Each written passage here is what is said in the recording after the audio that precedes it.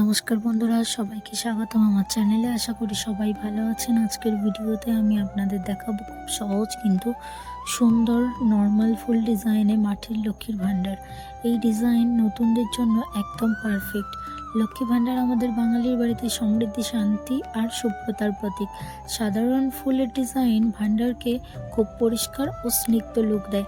এই কাজের জন্য আমাদের দরকার একটি মাটির লক্ষ্মীর ভাণ্ডার, অ্যাক্রিলিক রং, সাদা, লাল, হলুদ আর সবুজ ইত্যাদি, কয়েকটা তুলি, একটি পেন্সিল এবং সর্বশেষে বার্নিশ। প্রথমে ভাণ্ডারটাকে ভালো করে পরিষ্কার করে নিলাম। এখন আমি পুরো ভাণ্ডারে সাদা রং বেস হিসেবে লাগাচ্ছি। আপনারা চাইলে হলুদ বা লাল রং ব্যবহার করতে পারেন।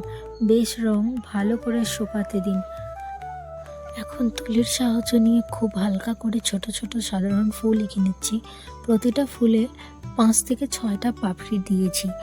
এখন সব রং শুকিয়ে গেলে ওপরে হালকা করে বার্নিশ করে নিতে হবে। এতে রং অনেক দিন ভালো থাকবে এবং ভাণ্ডারটা চকচকে দেখাবে। তো বন্ধুরা, এই ছিল নর্মাল ফুল ডিজাইনে মাটির লক্ষ্মীর ভাণ্ডার। ভিডিওটা ভালো লাগলে লাইক, শেয়ার এবং চ্যানেলটি সাবস্ক্রাইব করবেন। টাটা।